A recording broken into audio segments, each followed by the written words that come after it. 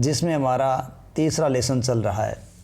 इस तीसरे लेसन के पिछले पार्ट में हमने पढ़ा था 4 वर्णों से परे, ठीक है, यानी जो ब्राह्मणिक धर्मशास्त्रों के माध्यम से समाज की चतुर्वर्ण व्यवस्था स्थापित की गई थी, ब्राह्मण, क्षत्रिय, वैश्य, शूद्र। उनके बाद बाहर जो वर्ग थे, जिनको जाति का रूप दिया गया था, चांडाल, निषाद, ठीक है, चांडाल थे, निषाद थे, मलेच्छ माने गए थे कुछ, और यायावर पशुपालक थे। इनके बारे में हमने अध्ययन किया था। तो वो तो था वर्ण से परे। आज हमारा बिंदु है जन्म से परे, ठीक है।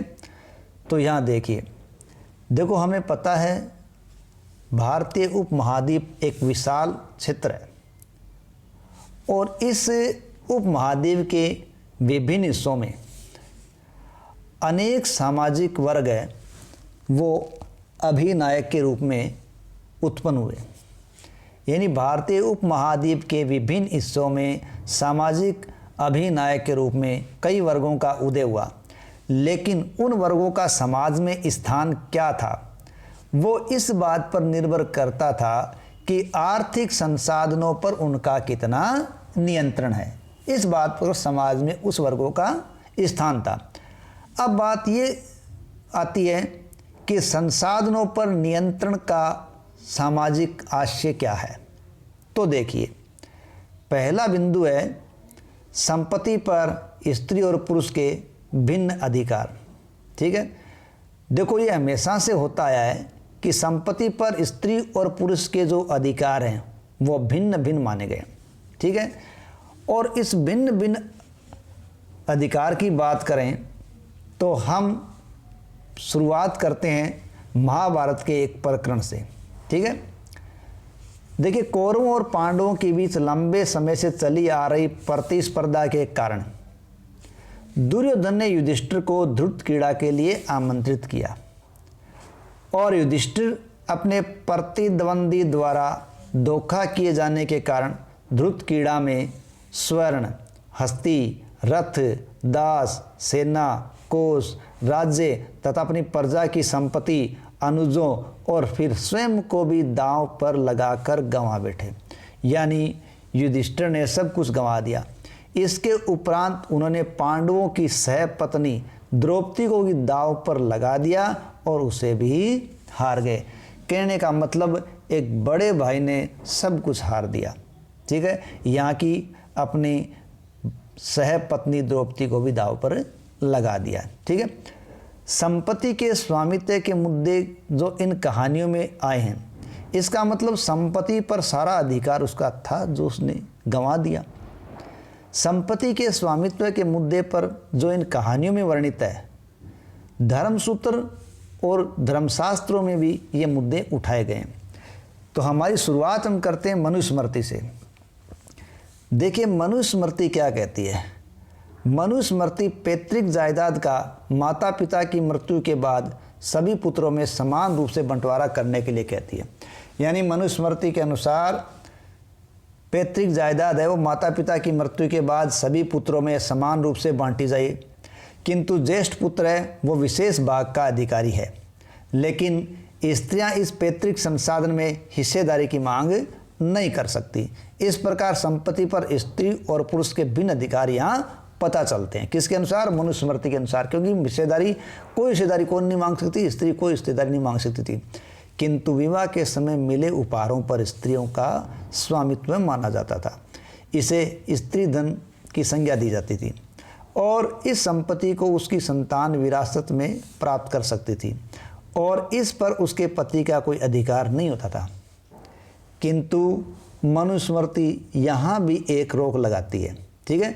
यानी यहाँ ये बताया गया है कि स्त्री को जो विवाह के समय उपहार मिलते हैं वो स्त्री धन है और वो उसकी खुद की निजी संपत्ति होती थी और वो संपत्ति संतान विरासत के रूप में प्राप्त कर सकती थी और उसका पति का उस पर कोई अधिकार नहीं था।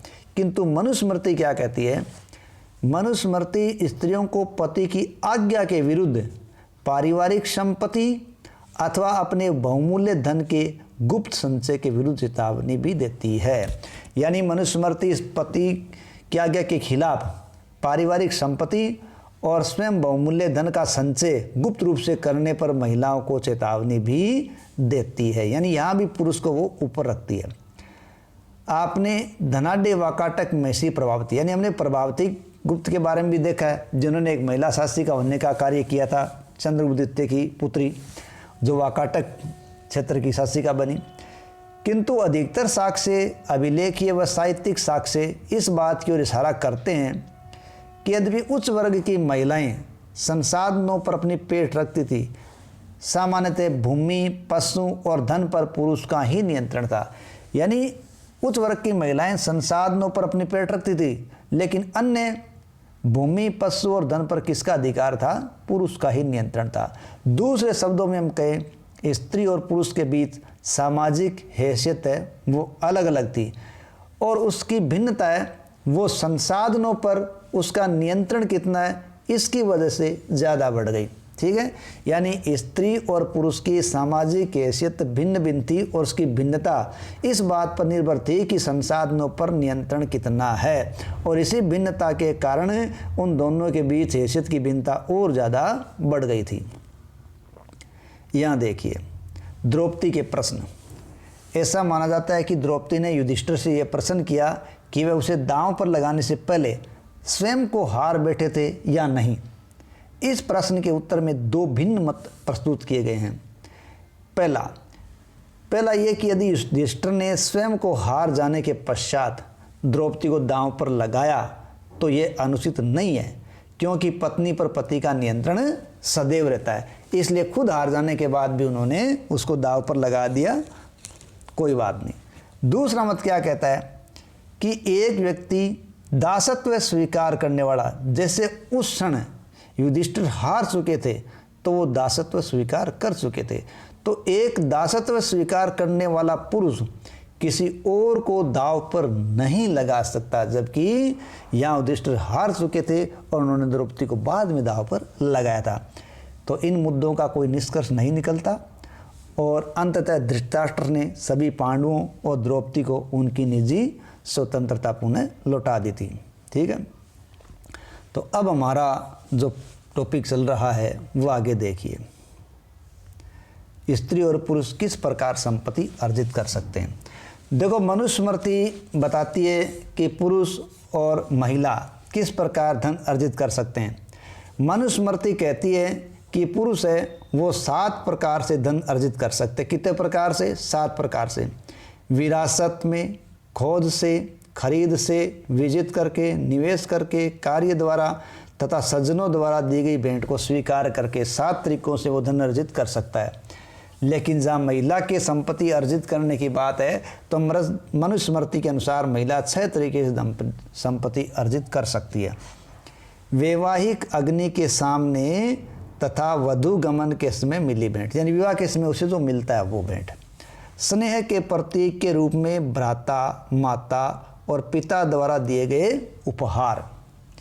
इसके अतिरिक्त परवर्ती काल में मिली भेंट तथा वह सब कुछ जो अनुरागी पति से उसे प्राप्त हो वो उसे अर्जित कर सकती है। तो ये तो था संपत्ति पर स्त्री और पुरुष के भिन्न अधिकार, वो अलग अलग थे। ठीक है, अब है वर्ण और संपत्ति के अधिकार। ठीक है, देखिए ब्राह्मणीय ग्रंथों के अनुसार संपत्ति पर अधिकार का एक और आधार वर्ण था। ठीक है, यानी संपत्ति पर किसका अधिकार है इसका एक आधार क्या था? वर्ण। जैसा कि हमने ये देखा है कि समाज में 4 वर्ण थे, ब्राह्मण, क्षत्रिय, वैश्य और शूद्र। और जहाँ तक शूद्र की जीविका का सवाल था तो शूद्र की जीविका का साधन ये था कि वो उच्च तीनों वर्गों की सेवा करे, और इन तीनों वर्गों की सेवा करने में ये हम जानते हैं कि हमेशा शूद्र की इच्छा शामिल नहीं होती थी। लेकिन 3 उच्च वर्णों के पुरुष के लिए विभिन्न जीवाओं की संभावना हमेशा रहती थी। यानी शूद्र है वो दूसरे तरीके से जीविका नहीं कमा सकता था, लेकिन उच्च वर्ण के पुरुष है वो जीविका की संभावना विभिन्न तरीके से रखते थे। अब यदि इन विधानों को वास्तव में कार्यान्वित किया जाता तो इसका मतलब तो यानी जो वर्ण व्यवस्था थी उस विधान को अच्छी तरह से कार्यान्वित किया जाता तो इसका मतलब ब्राह्मण और क्षत्रिय सबसे धनी होते।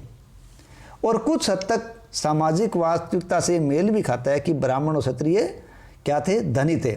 ठीक है, क्योंकि साहित्य परंपरा में पुरोहित और राजाओं का वर्णन मिलता है, उनको धनी ही अधिकतर दिखाया जाता है, लेकिन फिर भी कहीं कहीं ब्राह्मण को निर्धन भी चित्रण किया गया है। लेकिन एक और जहाँ हम देखें कि शूद्र है उसको निम्न कैटेगरी का ही दिखाया गया है। एक और स्तर पर जहाँ समाज में ब्राह्मणीय दृष्टिकोण को धर्मसूत्र और धर्मशास्त्र में संहिताबद्ध किया जा रहा था, यानी एक तरफ तो वर्ण व्यवस्था को धर्मशास्त्र और धर्मसूत्रों में संहिताबद्ध किया जा रहा था जो कि ब्राह्मणीय दृष्टिकोण था, लेकिन उसी समय उस वर्ण व्यवस्था की आलोचना करने का भी साहस उस समय प्रारंभिक तौर पर बौद्ध धर्म ने दिखाया था। बौद्धों ने इस बात को अंगीकार किया कि समाज में विषमता मौजूद है, लेकिन ये भेद न तो प्राकृतिक नैसर्गिक थे और ना ही स्थायी थे। यानी बौद्धों ने जन्म के आधार पर जो सामाजिक प्रतिष्ठा थी उसको उन्होंने अस्वीकार कर दिया, यानी जन्म के आधार पर सामाजिक रूप से कोई प्रतिष्ठित नहीं हो सकता, और उन्होंने वर्ण व्यवस्था को नकार दिया। किन्होंने? बौद्धों ने। एक धनाढ़ शूद्र, तो अब तक शूद्र है वो एक निम्न कर्म करने वाला व्यक्ति था जिसका कार्य केवल 3 वर्णों की सेवा करना था। उस शूद्र को एक धनाढ़ के रूप में दिखाने वाली कहानी। यह कहानी पाली भाषा के बौद्ध ग्रंथ मध्यम निकाय से ली गई है। ठीक है, जो एक राजा अवंतीपुत्र और बुद्ध के अनुयायी कच्चन के बीच हुए संवाद का हिस्सा है। यानी मध्यम निकाय के अंदर अवंतीपुत्र और बुद्ध के एक अनुयायी कच्चन के बीच हुए संवाद को दिया गया, और यद्यपि यह कहानी अक्षर से सत्य नहीं थी, तथापि यह बौद्धों के वर्ण संबंधी रवैये को दर्शाती, यानी सही नहीं होगी लेकिन बौद्ध धर्म के लोगों ने जो वर्ण संबंधी रवैया अपना रखा था उसको ये दर्शाती है।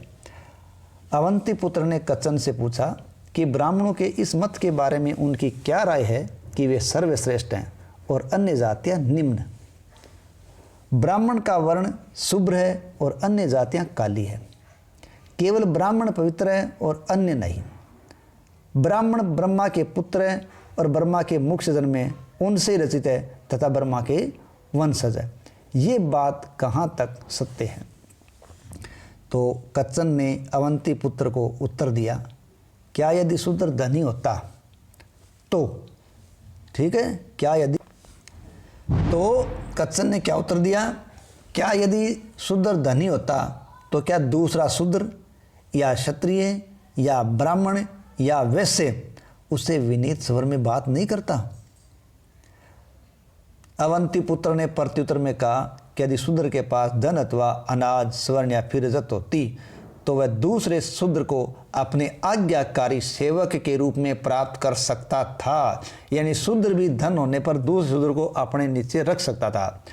जो उससे पहले उठे, उसके बाद विश्राम करे, जो उसकी आज्ञा का पालन करे, विनीत वचन बोले, अथवा वह क्षत्रिय, ब्राह्मण या फिर वैश्य को भी आज्ञाकारी सेवक बना सकता था यदि उसके पास धन होता।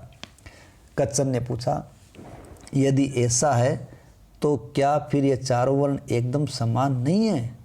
अवंती पुत्र ने यह समान स्वीकार किया कि इस आधार पर तो चारों वर्ण समान है, उनमें कोई भेद नहीं है।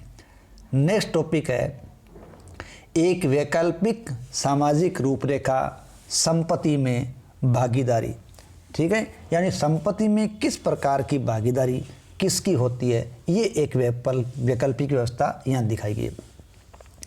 देखिए, अभी तक हमने उन परिस्थितियों का परीक्षण किया है जहाँ लोग अपनी संपत्ति के आधार पर अपनी सामाजिक प्रतिष्ठा का दावा करते हैं।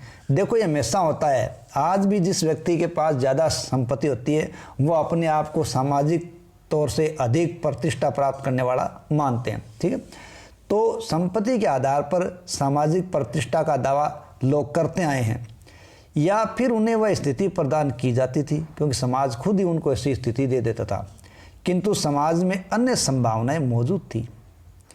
वह स्थिति जहाँ दानशील आदमी का सम्मान किया जाता था तथा कृपण व्यक्ति अथवा वह जो स्वयं के लिए संपत्ति अर्जित करता है, संग्रह करता है, वो घृणा का पात्र होता था। यानी समाज में क्या था? एक ऐसी स्थिति जहाँ दानशील व्यक्ति का सम्मान करते थे और कृपण व्यक्ति अथवा वह जो स्वयं के लिए संपत्ति संग्रह करता था वो लोगों की घृणा का पात्र होता था। ठीक है। प्राचीन तमिलकम एक ऐसा ही क्षेत्र था जहाँ उपरोक्त आदर्शों को संजोया जाता था। जैसा हमने पहले पढ़ा, इस क्षेत्र में 2000 वर्ष पहले अनेक सरदारियाँ थी, यानी दक्षिणी भारत के तमिलकम क्षेत्र के अंदर अनेक सरदारियाँ थी और ये सरदार अपनी प्रशंसा गाने वाले चारणों और कवियों के आश्रयदाता होते थे। तो तमिल भाषा की जो संगम साहित्य है, संग्रह में सामाजिक और आर्थिक संबंधों का अच्छा चित्रण है। यानी जो तमिल भाषा में जो संगम साहित्य रचा गया है, उस संगम साहित्य के संग्रह में सामाजिक और आर्थिक संबंधों का अच्छा चित्रण किया गया है, जो इस बात की ओर संकेत करता है कि हालांकि धनी और निर्धन के बीच असमानता तो थी। यानी तमिल संगम ग्रंथों से पता चलता है कि धनी और निर्धनों के बीच सामाजिक विषमता जरूर थी।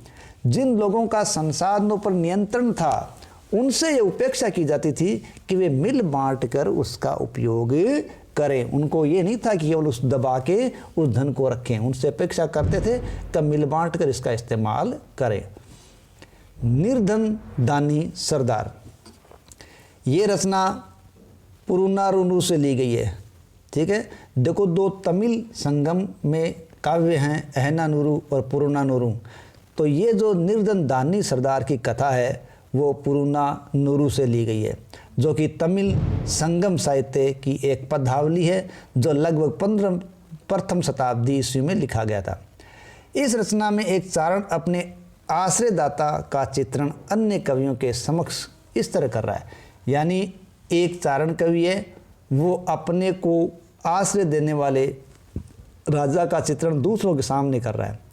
और वो क्या कर रहा है कि उसके आश्रयदाता के पास हर रोज़ दूसरों पर खर्च करने के लिए धन नहीं है, किंतु इतना उत्साह भी नहीं है कि यह कहकर कि मेरे पास कुछ नहीं है दान देने से मना कर दे। यानी उसके पास दूसरों पर खर्च करने के लिए नहीं है, लेकिन वो इतना उत्साह भी नहीं है कि वो ये कह दे कि मेरे पास कुछ नहीं है दान देने से मना कर दे, ये भी नहीं है। वह इरंतई यानी एक स्थान, वह इरंतई में रहता है, एक स्थान में रहता है और दान प्रियवत चारणों की क्षुधा का शत्रु है। यदि तुम अपनी गरीबी को समाप्त करना चाहते हो तो मेरे साथ आओ, तुम सभी चारण जिनके होंठ इतने दक्ष हैं। यदि हम उससे प्रार्थना करेंगे और अपनी भूख से क्षीण हुई पसलियाँ उसे दिखाएंगे तो वह अपने गांव के लोहार के पास जाएगा और उस सक्षम हाथ वाले से कहेगा, मुझे युद्ध के लिए एक लंबा भाला तैयार कर दो, एक ऐसा भाला जिसका सीधा फलक हो, ऐसा वो कहेगा। ठीक है। इस प्रकार ये एक निर्धन दानी सरदार की कथा का विवेचन यहाँ किया गया। अब देखिए, अगला हमारा है सामाजिक विषमताओं की व्याख्या। देखो, समाज में जो विषमताएं थी उन विषमताओं को हमने पीछे देखा है, लेकिन उनकी व्याख्या और उनमें एक सामाजिक अनुबंध किस प्रकार हुआ ये देखिए। बौद्धों ने समाज में फैली हुई विषमताओं के संदर्भ में एक अलग अवधारणा प्रस्तुत की। साथ ही समाज में फैले अंतर विरोधों को नियमित करने के लिए जिन संस्थानों की आवश्यकता थी उस पर भी अपना दृष्टिकोण सामने रखा। यानी बौद्ध लोगों ने क्या किया, समाज में जो विषमता फैली हुई थी उस सामाजिक विषमताओं के संदर्भ में अपनी एक अलग ही अवधारणा लोगों के सामने रखी और साथ ही उन्होंने समाज में जो फैले हुए अंतर विरोध है उन अंतर विरोधों को नियमित करने के लिए जिन संस्थानों की आवश्यकता थी उस पर भी उन्होंने अपना दृष्टिकोण लोगों के सामने रखा। सुत्त पिटक एक बौद्ध ग्रंथ है। ठीक है। बौद्धों का मुख्य पिटक ग्रंथ है जिनको त्रिपिटक कहते हैं। पिटक का मतलब है टोकरी। तो विनय पिटक, सुत्त पिटक, अभिधम पिटक। तो यह सुत्त पिटक नामक एक ग्रंथ है, उसमें एक मिथक वर्णित है। अब वो मिथक क्या है? उस मिथक में यह बताया है कि प्रारंभ में मानव पूर्णतया विकसित नहीं थे, वनस्पति जगत भी विकसित नहीं था, सभी जीव शांति से एक निर्बाध लोक में रहते थे और प्रकृति से उतना ही ग्रहण करते थे जितना एक समय के भोजन के लिए उनकी आवश्यकता होती थी। यानी सुत्त पिटक में कहा गया है कि प्रारंभ में मनुष्य विकसित तो था नहीं, वनस्पति जगत भी विकसित था और सभी जीव शांति से एक ऐसे लोक में रहते थे जो लोक निर्बाध था, ठीक है। और प्रकृति से वो सभी उतना ही ग्रहण करते थे जितना उनको एक समय भोजन के लिए आवश्यक होता है। किंतु ये व्यवस्था धीरे धीरे पतन की ओर अग्रसर होती चली गई। क्यों? क्योंकि मनुष्य अधिकाधिक लालची होता चला गया, प्रतिहिंसक होता चला गया और कपटी होता चला गया। इसलिए ये व्यवस्था यानी जितने की आवश्यकता है उतना प्रकृति से लो, ये आवश्यकता खत्म सी हो गई। अब लोगों ने विचार किया कि अब लोग जो लालची हो रहे, हिंसक हो रहे, कपटी होंगे, तो इस स्थिति को रोकने का कोई उपाय है? तो लोगों ने विचार किया क्या हम एक ऐसे मनुष्य का चयन कर सकते हैं जो उचित बात पर क्रोधित हो जाए और जिसकी प्रताड़ना की जानी चाहिए उसको वो प्रताड़ित कर दे, यानी जिसको सजा देनी चाहिए उसको सजा दे दे, वो जिसे निष्कासित किया जाना हो उसे वो निष्कासित कर दे। तो ये काम वो कर दे, बदले में हम उसे चावल का अंश देंगे। सब लोगों द्वारा चुने जाने के कारण उसे महासम्मत की उपाधि प्राप्त होगी। कौन सी उपाधि दी जाएगी? महासम्मत की उपाधि उसे दी जाएगी, ठीक है। इससे यह ज्ञात होता है कि राजा का पद लोगों द्वारा चुने जाने पर निर्भर करता था। यानी यहाँ ये बात साबित हो गई कि राजा का चुनाव किसके द्वारा हो रहा है? लोगों द्वारा, ठीक है। तो वो क्या कर रहे हैं कि कर के रूप में मूल्य चुका रहे हैं जो इस सेवा के बदले राजा को देना था। यानी वो कह रहे हैं चावल काम से देंगे, यानी कर देंगे, वो मूल्य है जो राजा इस सेवा के बदले लेगा। इस मिथक से इस बात को दर्शाया गया कि आर्थिक और सामाजिक संबंधों को बनाने में मानवीय क्रम का बड़ा हाथ था। यानी ये मिथक ये बताता है कि आर्थिक जो संबंध है उन संबंधों को, आर्थिक और सामाजिक संबंधों को बनाने में मानव के जो कार्य हैं उनका बड़ा योगदान था। इसका दूसरा अर्थ ये भी लगाया जा सकता है कि यदि मनुष्य स्वयं एक प्रणाली को बनाए रखने के लिए जिम्मेदार है तो वो उस प्रणाली को बनाए रख सकता है, और यदि भविष्य में उसे वो बदलना चाहे तो उसमें बदलाव भी ला सकता है, ठीक है। तो इसी के साथ ये पार्ट समाप्त होता है। शेष अगले पार्ट में।